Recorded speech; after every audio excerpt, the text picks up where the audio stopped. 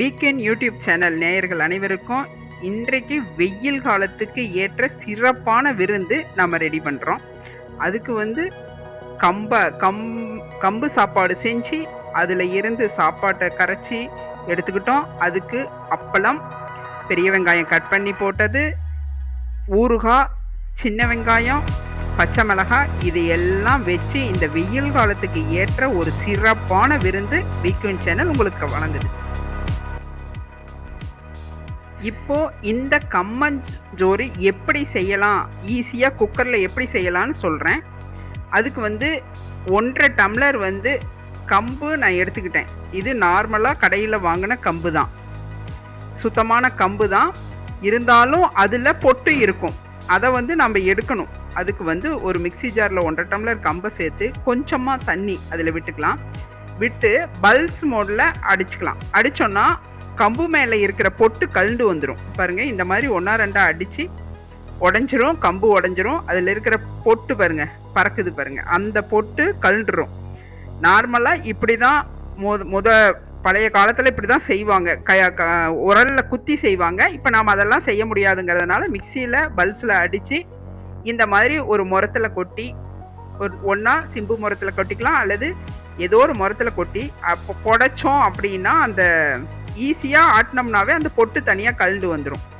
அதை அப்படியே ஒரு குக்கரில் சேர்த்துக்கலாம். சேர்த்து 1 டம்ளருக்கு 3 டம்ளர் தண்ணி அப்படிங்கிற விகிதத்தில், இப்போ நான் 1.5 டம்ளர் கம்பு எடுத்திருக்கேன். அதுக்கு 4.5 டம்ளர் தண்ணி கலந்து அதில் அடுப்பில் வச்சிடலாம்.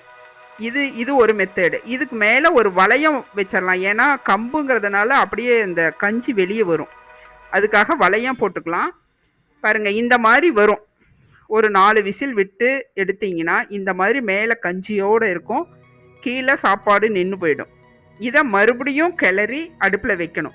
சப்போஸ் நீங்கள் இந்த கஞ்சி வர்றது க்ளீன் பண்ணுறது கொஞ்சம் கஷ்டமாக இருக்குது அப்படின்னு நினச்சிங்கன்னா, அதை அப்படியே தண்ணியை அடித்த கம்போடு கலக்கி கொஞ்ச நேரம் அடுப்பில் அப்படியே சிம்மில் வச்சு அப்படியே கொதிக்க விட்டு இந்த அளவுக்கு ட்ரை, கொஞ்சம் தண்ணி வற்றுனதுக்கப்புறம் மூடியை போட்டு விசில் விட்டிங்கனாலும் கம்மசோறு ரெடி ஆயிரும்.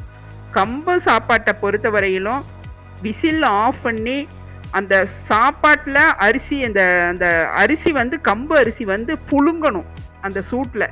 அப்போ தான் சாப்பாடு மணமாக வரும். அந்த ஆற விட்டு எடுக்கணும், அப்போ தான் கம்பு சாப்பாடு நல்லாயிருக்கும். இப்போ இந்த மாதிரி கிளறி அடுப்பில் ஒரு 5 நிமிஷம் வச்சு அடுப்பை ஆஃப் பண்ணிடணும். அப்படி இல்லைன்னா ஒரே ஒரு விசில் விட்டிங்கன்னா போதும். அந்த மாதிரி இது பண்ணிட்டீங்கனாலும் சாப்பாடு ரெடி ஆயிரும். ஆனால் நல்லா விசில்லாம் அடங்கி சாதம் ஆறுனதுக்கப்புறம் எடுக்கணும். இப்போ நாம் 2வது தடவை அடுப்பில் வச்சு எடுத்துக்கிட்டோம். உங்களுக்கு இது கஷ்டமாக இருக்குது, வெளியே விசிலில் வருது கஞ்சி அப்படின்னு நினச்சிங்கன்னா, அடுப்பில் நான் வச்சு அந்த தண்ணியெல்லாம் ட்ரை ஆனதுக்கப்புறம் ஒரு தடவை விசில் போட்டு எடுத்துருங்க. பாருங்கள், இப்போ இது நல்லா ட்ரை ஆகி போச்சு, சாப்பாடு நல்லா வெந்து புழுங்கி வந்துருச்சு. கொஞ்சம் அதிகமாக விட்டுட்டோன்னா அடி லைட்டாக பிடிக்கும். அதுக்கு தகுந்த மாதிரி கரெக்டாக நம்ம எடுத்துக்கணும். இந்த மாதிரி உருண்டை பண்ணி நாம் ஒரு மண் சட்டியில் போட்டுக்கணும். பாருங்கள், இந்த மாதிரி நல்லா சாப்பாடு நல்லா இப்படி இறுகிடணும். இறுகிடுச்சுன்னா நம்ம தண்ணியில் போட்டு வச்சா 2 நாள் ஆனாலும் அந்த கட்டி அப்படியே இருக்கும், கொஞ்சம் கூட குழையாமல். நாம் கொஞ்சம் கொலகொலப்பாக எடுத்துட்டோம்னா 2 நாள் ஆனால் ரொம்ப புளிச்சு போயிடும் சாப்பாடு. அதனால் பாருங்கள், இந்த அளவுக்கு நல்லா ட்ரையாக விட்டுறணும். அரிசி நல்லா வெந்து புழுங்கிரும், அப்படியே மணமாக இருக்கும். இந்த மாதிரி உருண்டை பண்ணி ஒரு மண் பாத்திரத்தில் போட்டு தண்ணி ஊற்றி வச்சுட்டு அடுத்த நாள் எடுத்தோம் அப்படின்னம்னா நல்லா ஒரு எப்படி சொல்கிறது, அதனோட எசன்ஸ் எல்லாம் இறங்கி அப்படி ஒரு மணமாக இருக்கும் சாப்பாடு. இது உருண்டை முழுகிற அளவுக்கு தண்ணி ஊற்றி வச்சுருங்க. இதை நம்ம குழம்போடையும் சாப்பிட்லாம். இது ஒரு மிட்நைட்டே ஊற வச்சிடணும், அல்லது காலையில் இப்படி பண்ணி போட்டோன்னா ஈவினிங் எடுக்கலாம். மதியம் 3 மணி அந்த வாக்கில் எடுத்தால் சூப்பராக இருக்கும். பாருங்கள், இப்போ இது சாப்பிட ரெடி ஆயிடுச்சு. இது நான் நைட்டு செஞ்சது, இது காலையில்.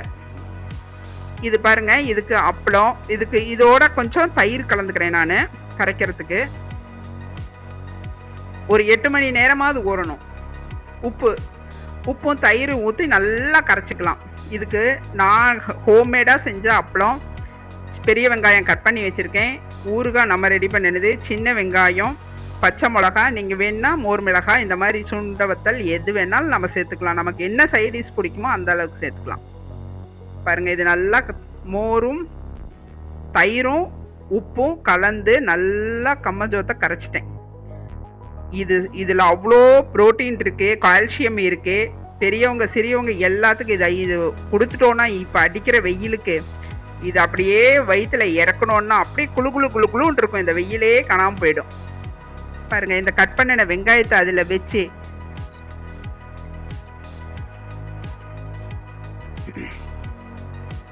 இந்த மாதிரி வச்சு சாப்பிட்டோன்னா பாருங்கள், இது மாதிரி பப்படம் ஏதாவது வச்சுக்கிட்டு இப்படி கடிச்சு இந்த இதை கடிச்சிக்கிட்டு இப்படி சாப்பிட்டோன்னா அப்படி ஒரு அமிர்தம் போல் இருக்கும். சம்மருக்கு ஒரு சிறப்பான விருந்து இந்த கம்மஞ்சோறு.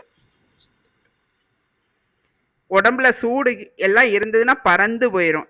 இதே மாதிரி நீங்களும் செய்யுங்க.